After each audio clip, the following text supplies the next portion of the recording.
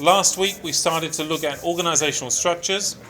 We looked at Erwick's 10 principles and looked in detail at some core components of management and structures, particularly specialisation, span of control, authority and responsibility, and chain of command. We looked at different types of organisational structures: functional, divisional, matrix, simple and learning. And we started to look at classical theories and models. We introduced Max Weber, Frederick Taylor, and Henri Fayol. So why is organisational structure and our understanding of the theory supporting organisational structure so important? As we mentioned last week, good organisation structure does not by itself produce good performance, but a poor organisation structure makes good performance impossible, no matter how good the individual managers may be. We looked at 5 consequences of a poorly designed structure: low morale, late and inappropriate decisions, conflict and a lack of coordination, poor responses to new opportunities and external change, and rising costs. Before we get into that, and thank you for the feedback from seminars about some of the aspects of content here, it is clear that I had not taken into account some students' inability to cover or to countenance some of the aspects that I'm covering here in some detail. So I'm taking a little step back to talk a little bit about theory and why we talk about theory, and to talk a little bit about some of the basic concepts and words that I'm using here, which are new to some people. So the first one that I want to consider is this word called theory. We study theories in academic world, theories or models, and my assumption was we would all understand why we're studying theories, but that isn't necessarily the case. It's quite difficult when you're standing in a position like this, addressing students, because there's a variety of understandings of theory and backgrounds in this kind of area. So I'm trying to make this as simple as possible, but I think I've missed a couple of key points. The first one is that theory, and therefore theorists and models, are fundamental to our understanding of the way that we live, our universe, our environment, the way organisations and businesses work in this particular context. If we can understand the basic concepts which people have written about over a long period of time, then we can better understand how things might develop into the future. That's the reason for theory. The reason we look at organisational theories is because it has a significant impact upon our everyday lives, on our careers, on the amount of money that we have available to us in loans from the banks.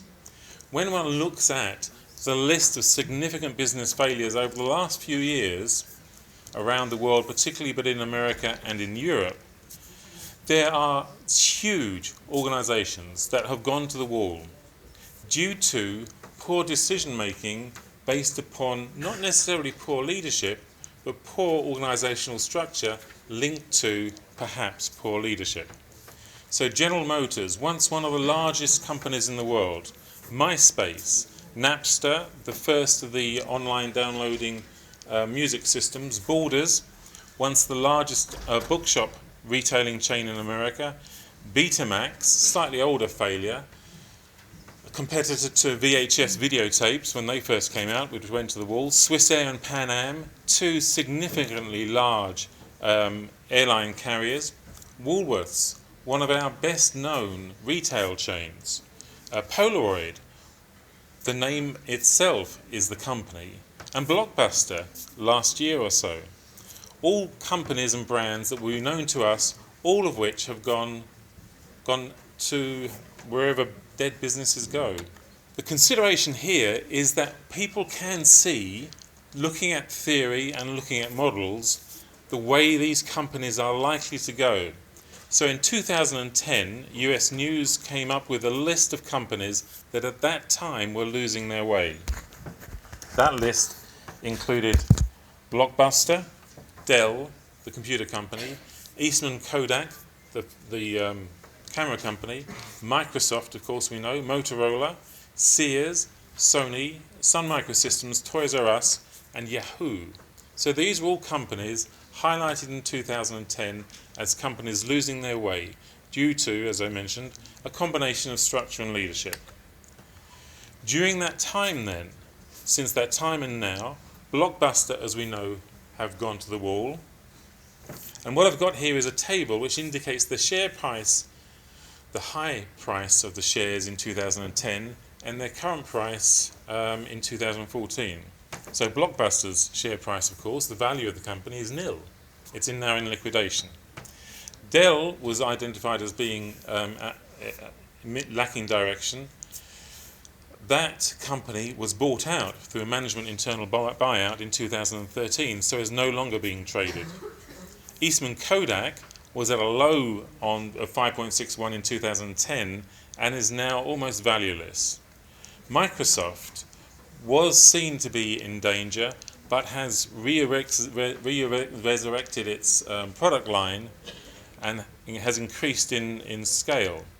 Motorola has increased in value, but that's because the company was split up in 2011. Sears has gone down by 2/3. Sony has halved in value. Sun Microsystems was purchased in 2010 by another company called Oracle, and Yahoo's share price has gone up, but only because 14% of the workforce was made redundant in 2012. So these are real examples of where the theories and the models which we're discussing weren't being implemented correctly.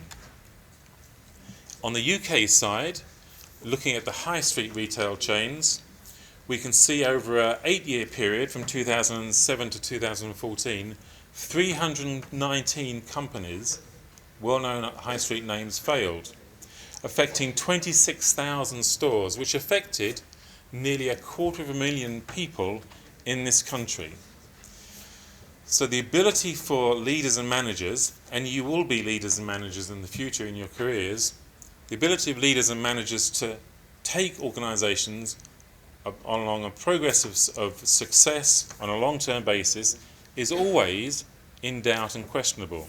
So significant failures then were Comet, JJB Sports, Phones for You, Clinton Cards, Game, Borders, Barrett's, Alexon, TJ Hughes, Jane Norman, Habitat, Focus, The Officers Club, Faith Shoes, Stylo Mosaic, Principles, Sofa Workshop, Allied Carpets. It's quite a horrendous list. MFI, Virgin Megastores.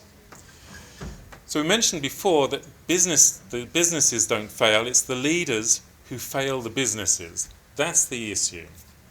They have a lack of character or a lack of vision, there's poor branding, there's poor execution of the strategies which have been agreed upon. The strategies themselves may be flawed.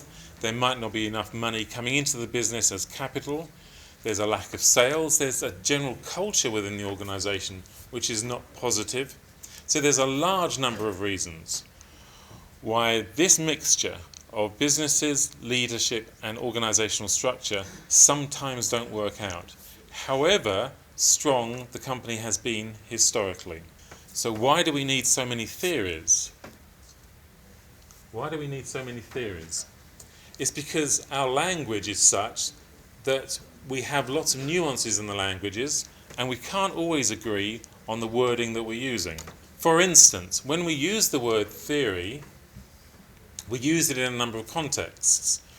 We talk about Einstein's theory of relativity. We talk about attachment disorder theory. We talk about labeling theory. But we also use this word theory in different contexts. So we might say that Harriet says that John isn't interested in her, but my theory is that he's playing hard to get. That's a different use of the same word as theory. In theory this ought to work, but I don't know whether it will work in practice. So there's a distinction there between theory and practice. But these are colloquial uses of the word theory. What we're looking for is something that's a little more thought-driven and considered. We have a couple of definitions here. A basic one then. A definition of a theory.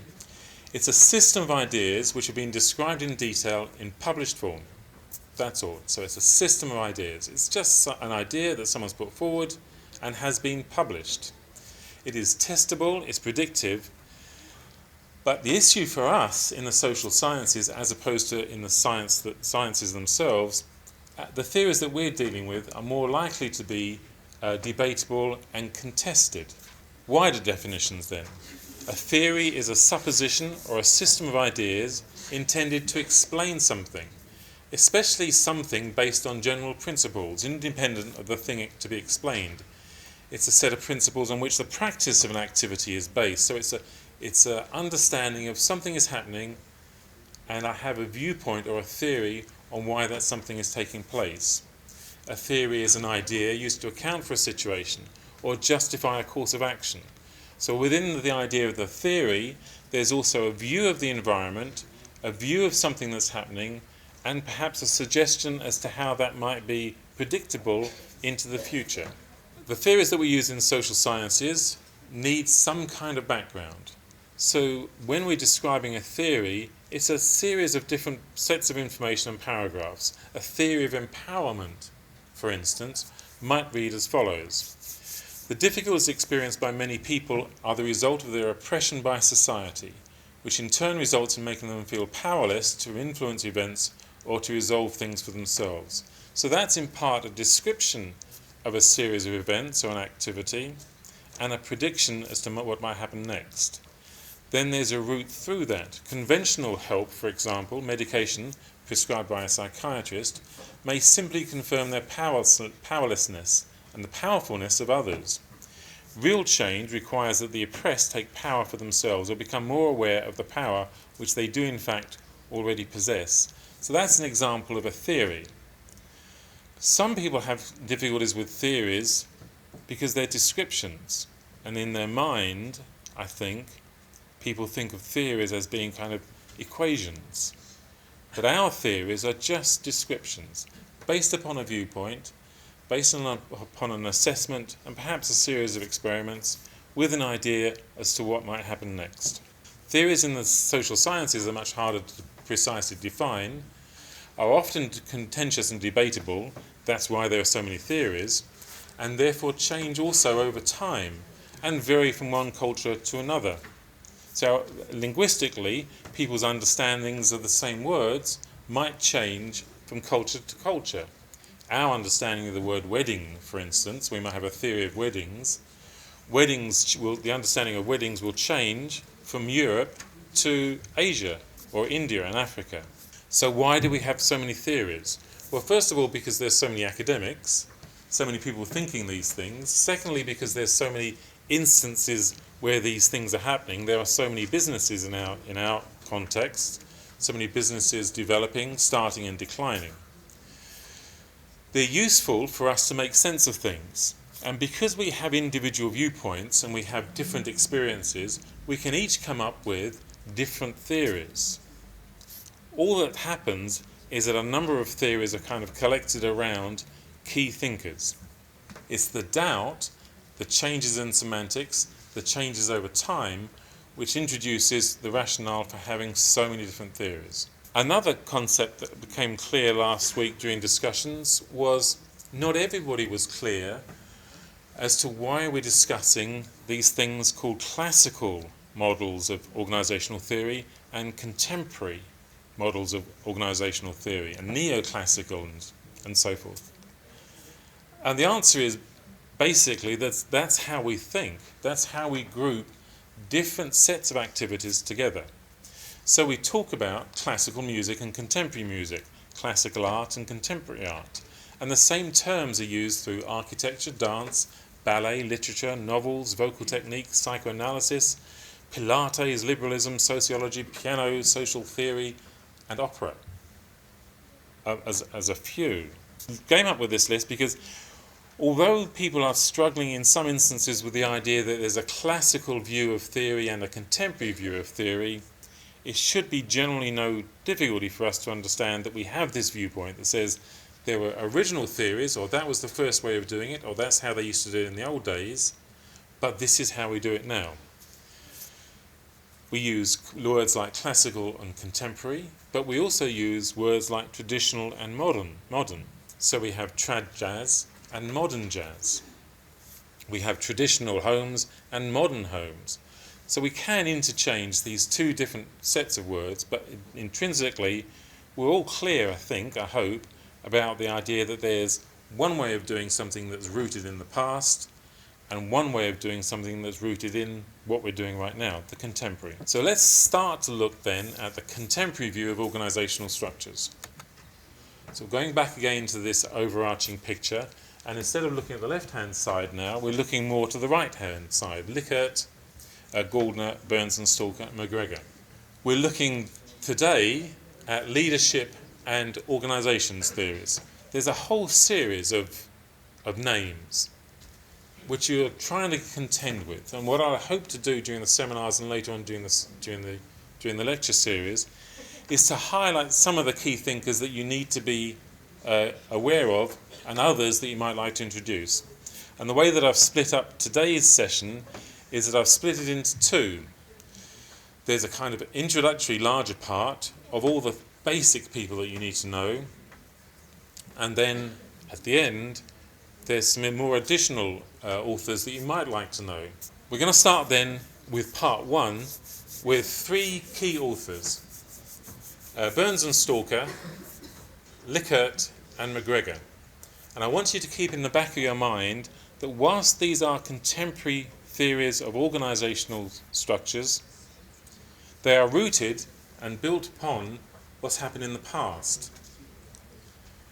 And you'll see why I say that when we start to look at particularly Burns and Stalker and Likert, because part of their theory explains Weber.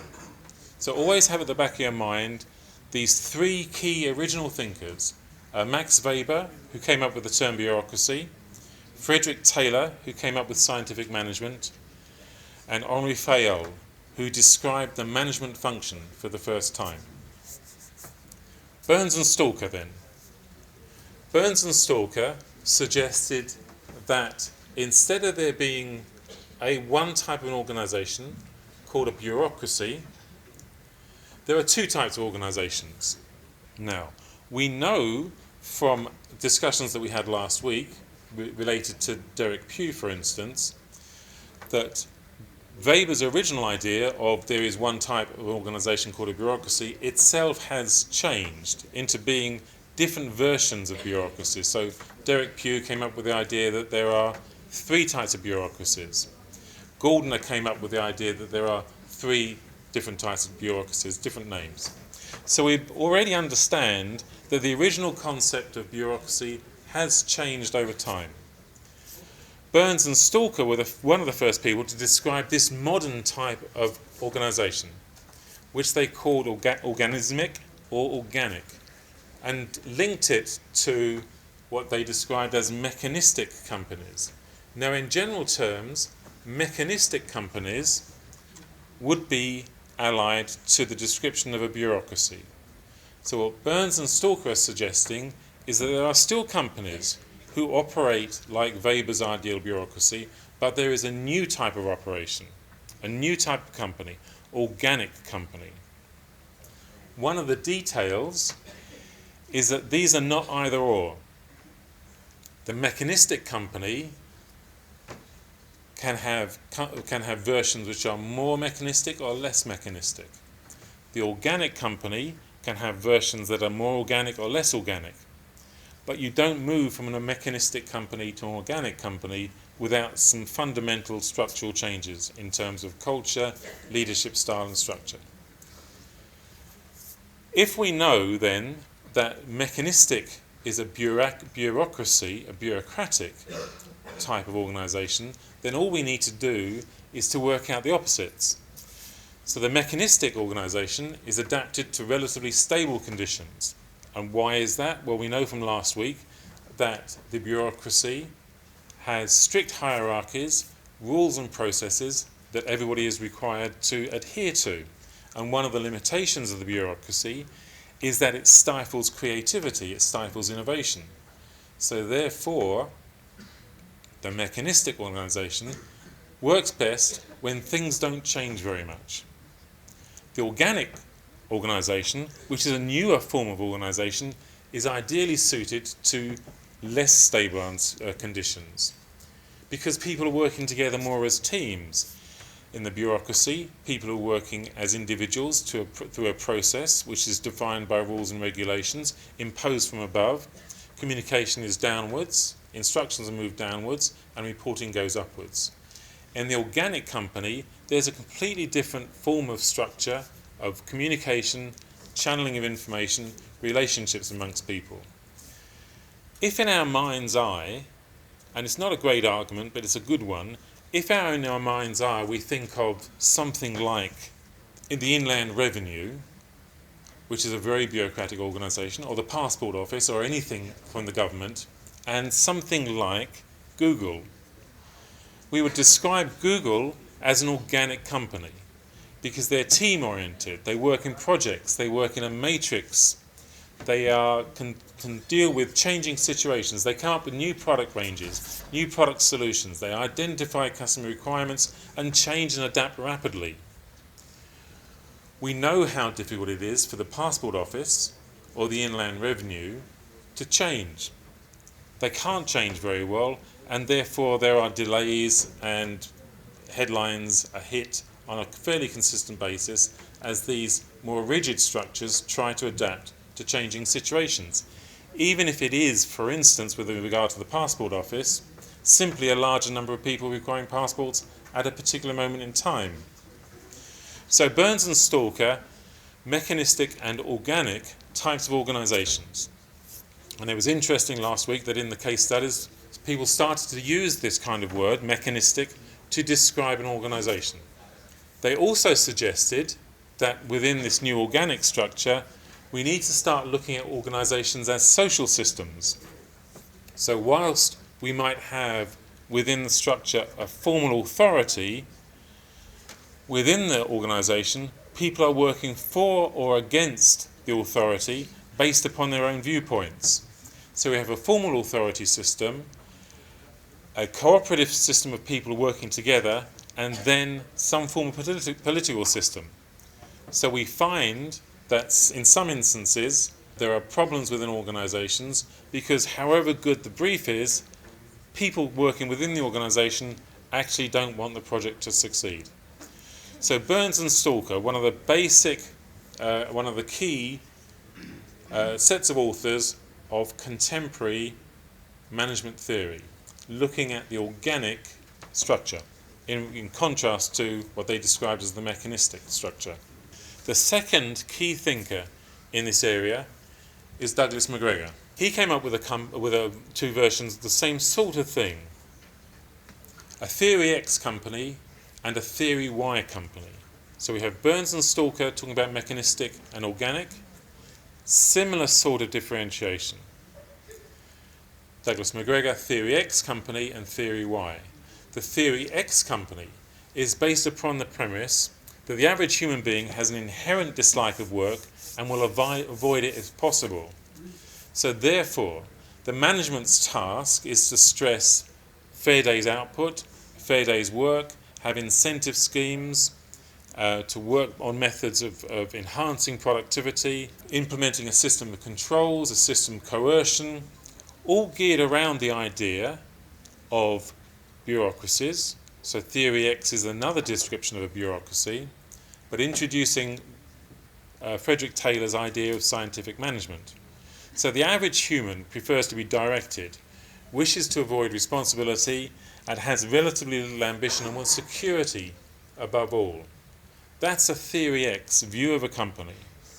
So it's a top-down structure, coercion and control, similar to the mechanistic organisation, similar to Weber's bureaucracy. So hopefully you're beginning to get in your mind's eye now, although the fact we were talking about three different authors in this case, they're all talking about much the same thing. Theory Y companies, however, are different. So Theory Y companies assume that people like to work. It's as natural as anything else that we do. We spend 8 hours a day or more working, so why not enjoy it? Why not make as much out of it as we can? People are rational beings. They don't have to be told all the time what to do because they're motivated.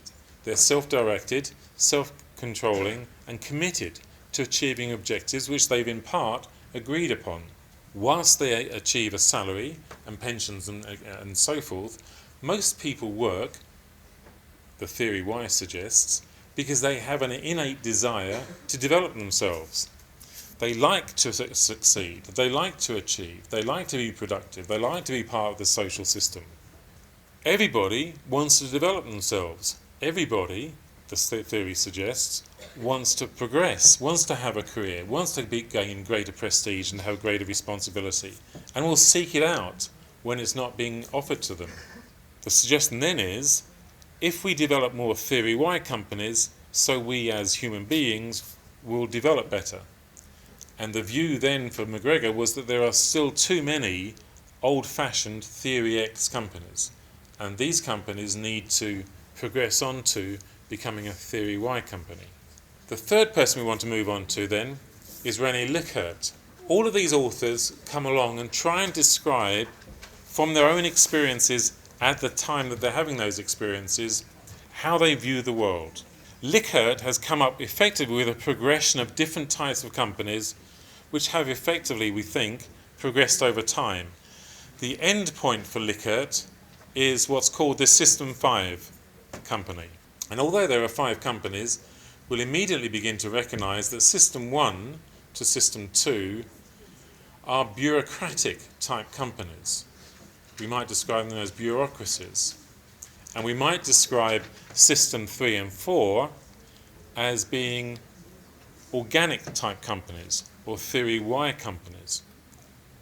So hopefully in your mind's eye again, just to reiterate, although there are these numbers of authors, intrinsically at our level of detail required for this year, for this semester, at our level of detail, they're talking about similar sorts of things. So when you're thinking of an essay, as an example, you can start to list these authors and their thoughts with some ease, with some duplication, without losing marks. Because all you're doing is referencing an ever-increasing wider range of authors. So there are 5 types of companies, Likert suggests. The first type of company is called the exploitative authoritative company. So here we've got a company that uses fear and threats. Communication is straight down from the top. Responsibility for all decisions lies with those people at the top of the hierarchy.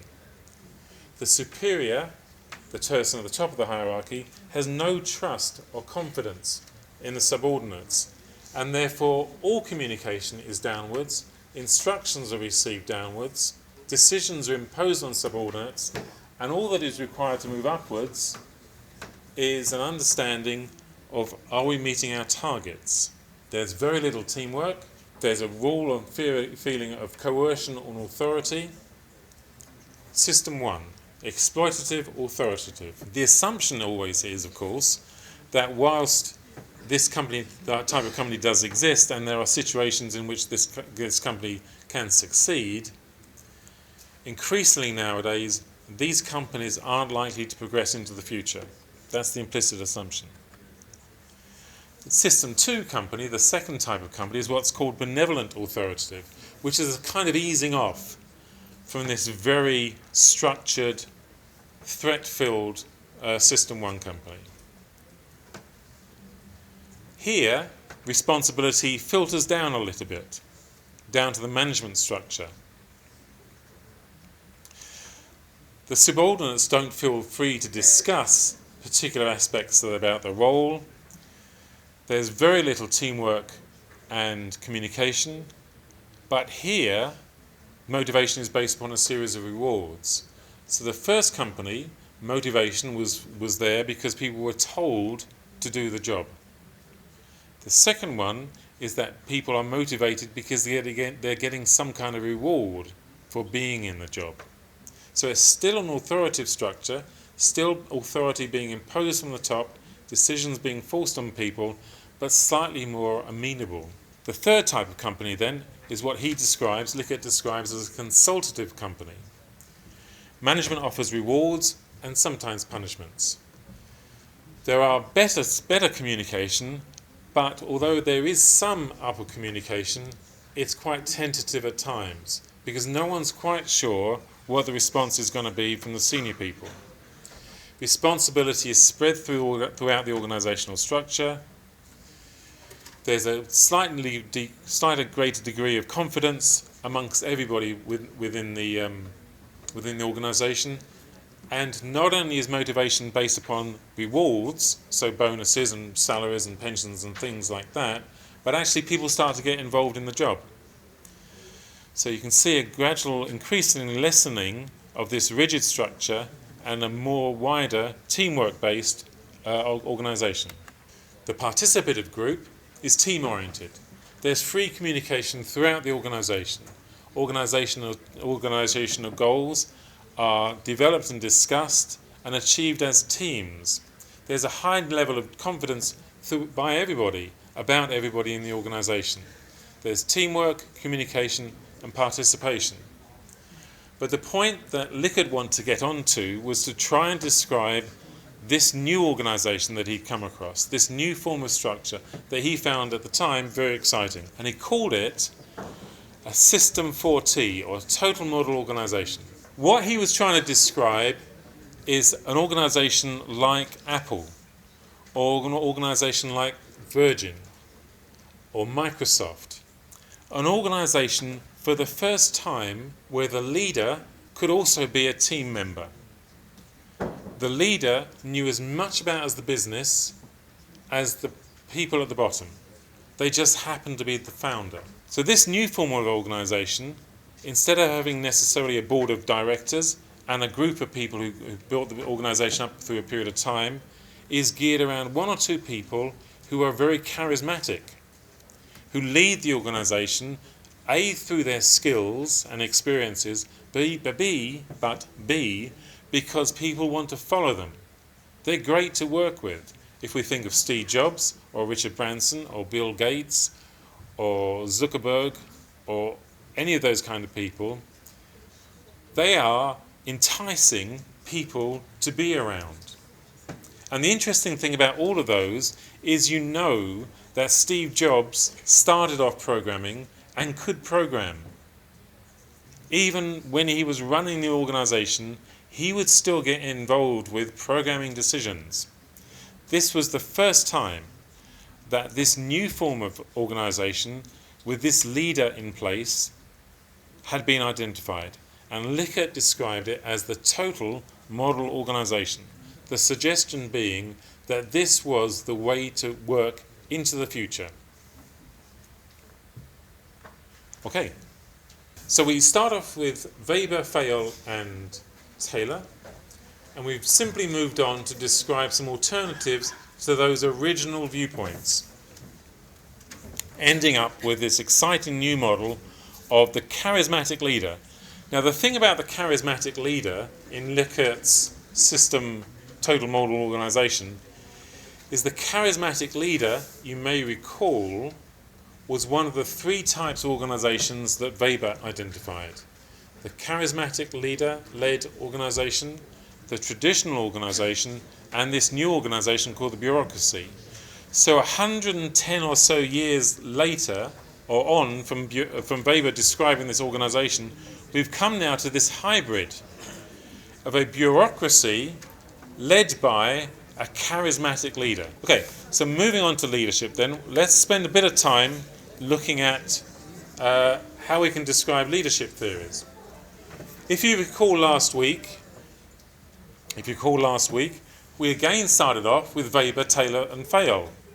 So in the mind's eye, these are all the same stories, these are all the same people, I'm just got the same information, but into a different essay question. We're going to look, I think, only one today for this part A. Just to reiterate then, the classical view of management or leadership is the original viewpoints, the original standing, the contemporary viewpoint that says this is how it used to be, but actually things have changed slightly.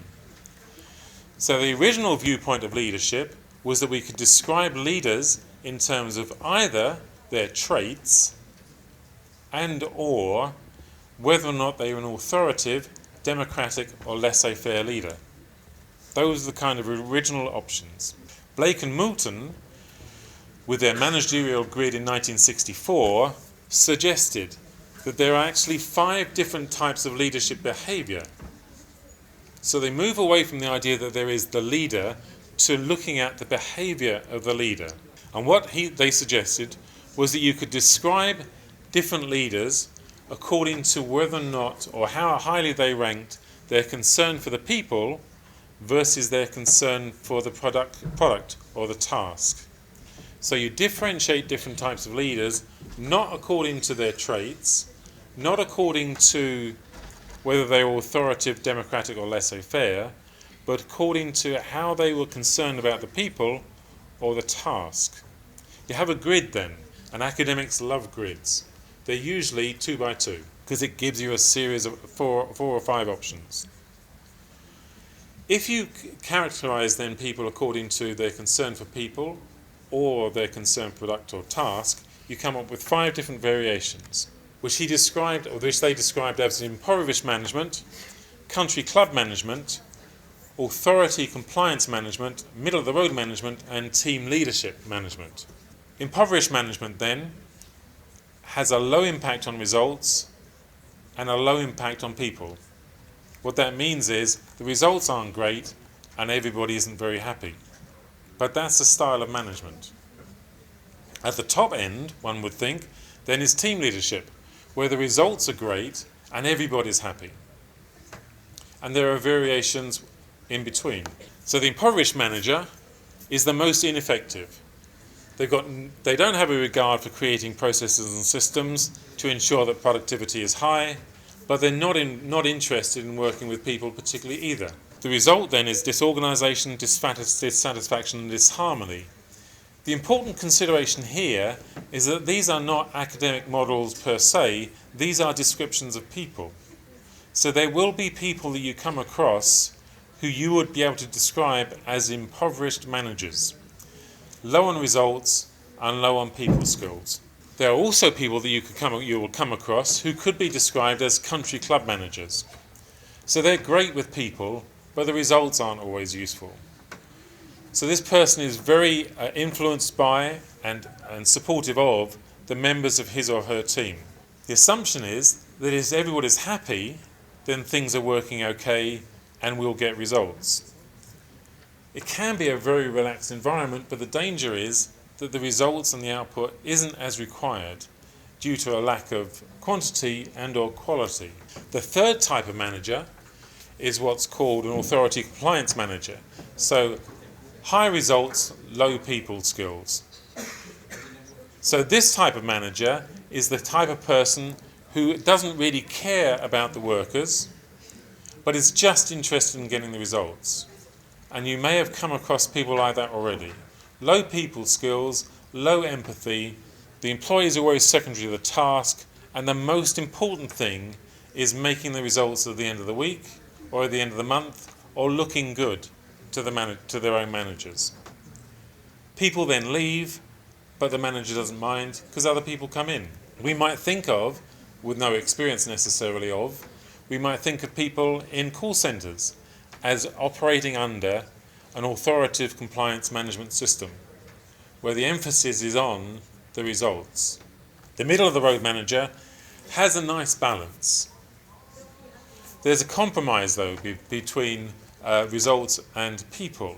People are okay and quite happy, and the results are okay and quite happy, but this manager's own managers will be concerned as to why more is not being achieved than was required.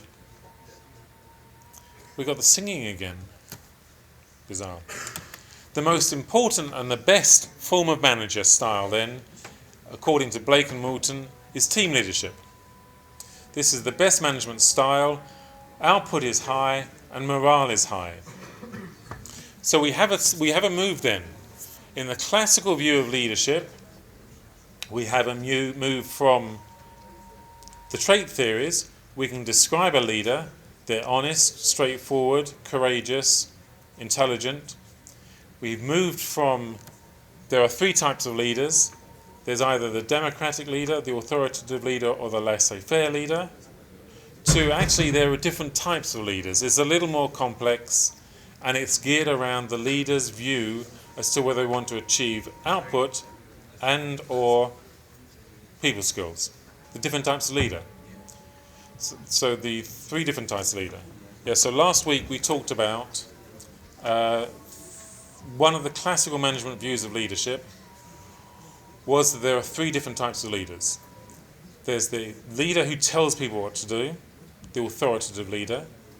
There's the person who likes to get the team involved in making a decision, but will make the decision themselves. That's the democratic leader. And then there's the leader who will leave the decision up to the team. That's the laissez-faire leader. Laissez-faire. Laissez hyphen Faire. So it's French for let it go. And democratic. Yeah. Okay. Yeah. Yeah, so we've moved on from there's three different styles of leadership to there are 5 different styles of leadership according to particular context. So all that's happening here is that a greater explanation and a larger amount of detail is being placed upon the original assumptions and the original ideas.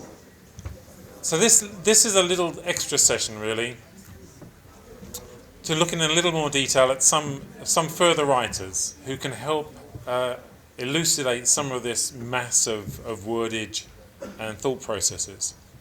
A really useful source for this is a book by Derek Pugh, who we mentioned before, from the Aston Group. Derek Pugh talking about bureaucracies and so forth. He's also been editing a number of books on organisations, the best of which is Great Writers on Organisations. But he's also got others called classic readings on organisations and so forth. This is a really useful summary of key writers and organisations. And it allows you to get, within a couple of pages of each writer, a really good insight into their thought process and the relevance as to why they've been included as a great writer on organisations. So whilst the textbook will give you a kind of standard narrative, Derek Pugh's book will allow you to bring together a variety of thoughts and authors to construct a slightly different narrative like the one that I've been developing over the last few weeks.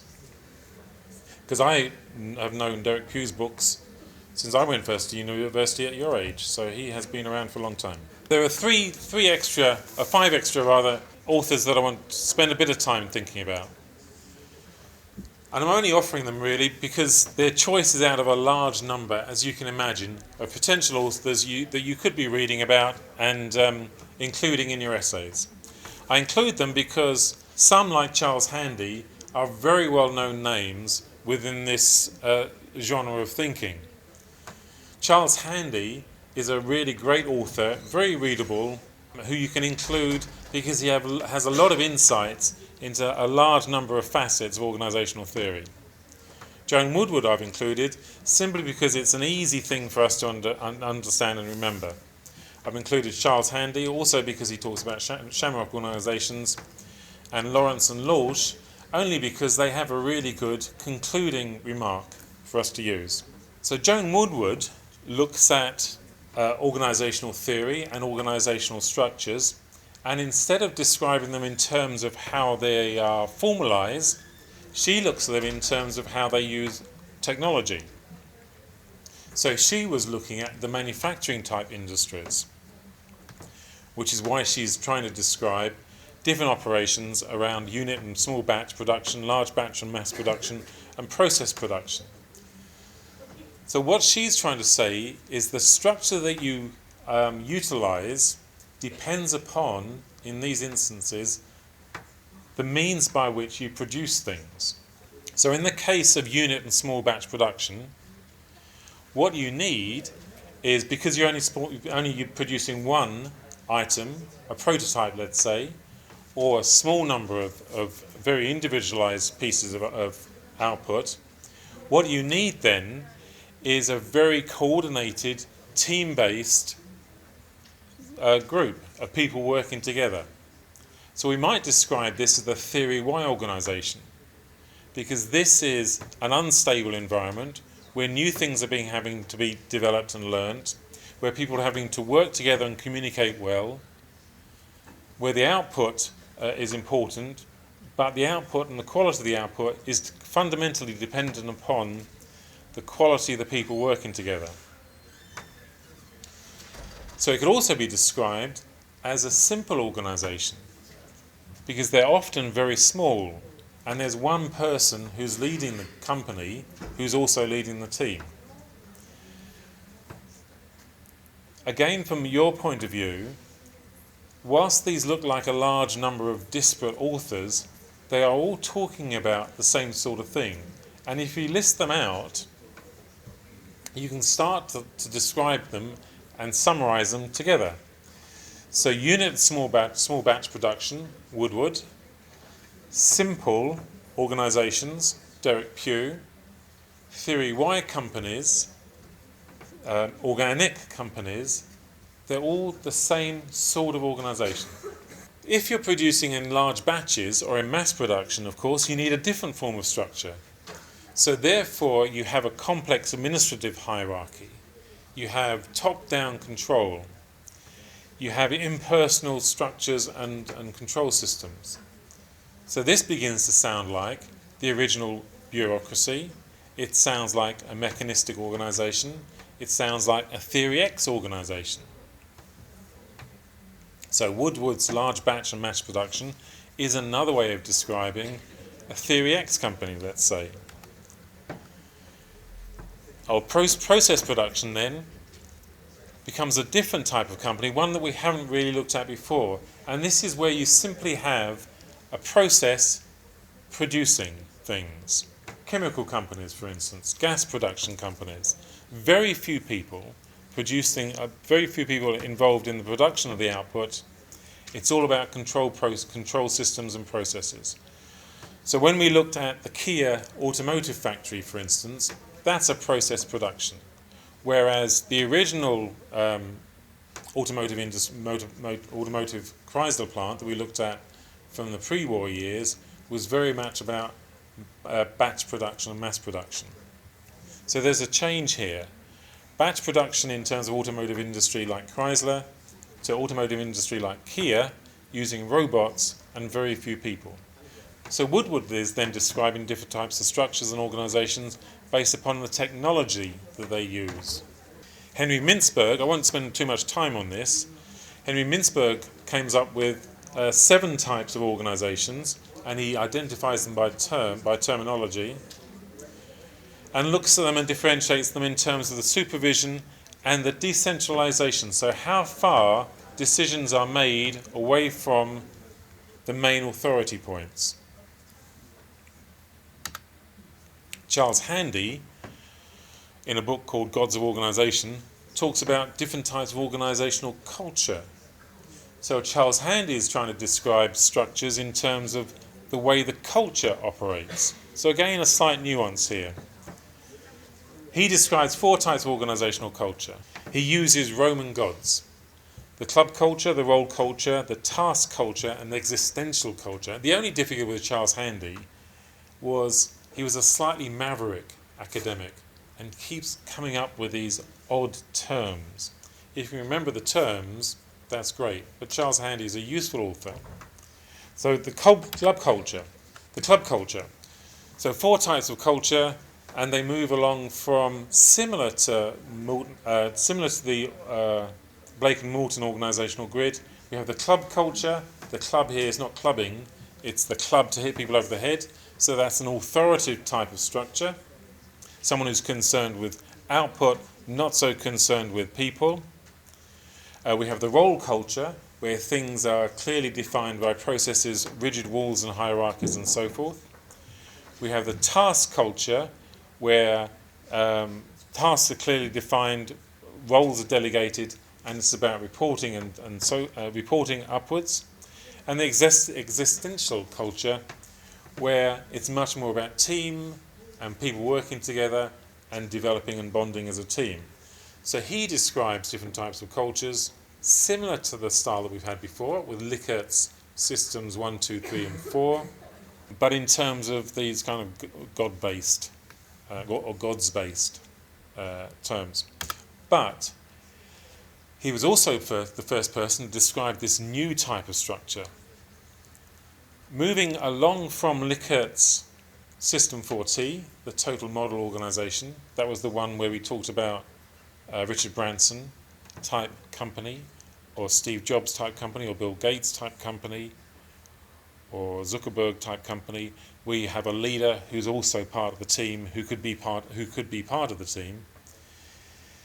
Charles Handy described the new type of working environment where you have a small core of organisation who is the company, or very often the brand, supported by a larger number of companies who are not necessarily owned by the parent company, but who work with the parent company as subcontractors, and then a flexible labour force.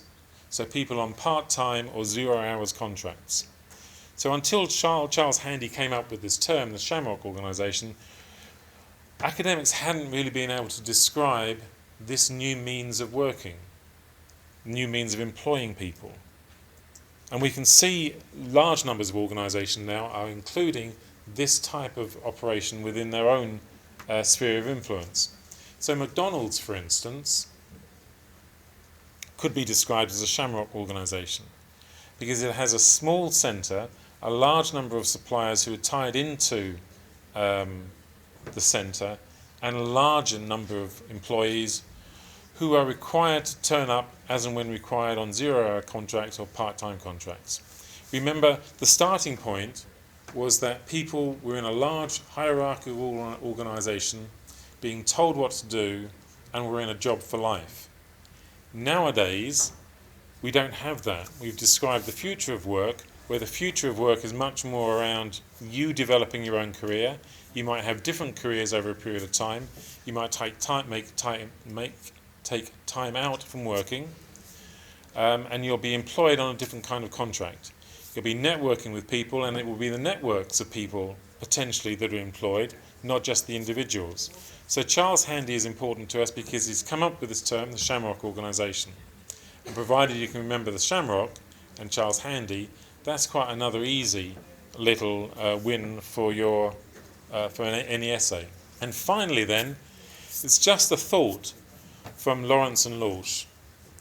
We've talked a lot about classical theories of organisations and classical theories of leadership. We've talked now a lot about contemporary models of organisations and leadership. We've talked about why it's important to consider companies and the success of companies and how companies develop over time, because the cost of companies not performing well is very high to us as a society. And Lawrence and Lorsch simply say, when it comes down to it, it's the people who make the organisations. It's not the organisation themselves. A bureaucracy does not have to be bureaucratic. A mechanistic organisation does not have to be a bad environment to work. A system 1 or 2 from Likert's scale do not have to be poor places to work. It's the people who make the organisation. It's the people, therefore, who make a bureaucracy bureaucratic. Because even within a bureaucracy, you can have teamwork and communication, you can have people working together, people helping each other to resolve problems and so forth. So the fact that we have a structure called a bureaucracy is not in itself, Lawrence and Lorsch suggest, a bad thing. The bad thing is the people who decide to work rigidly. It's not the bureaucracy that makes the process rigid. It's the people that make the process rigid. So I thought that was a nice, easy ending point when we consider organisations and leadership.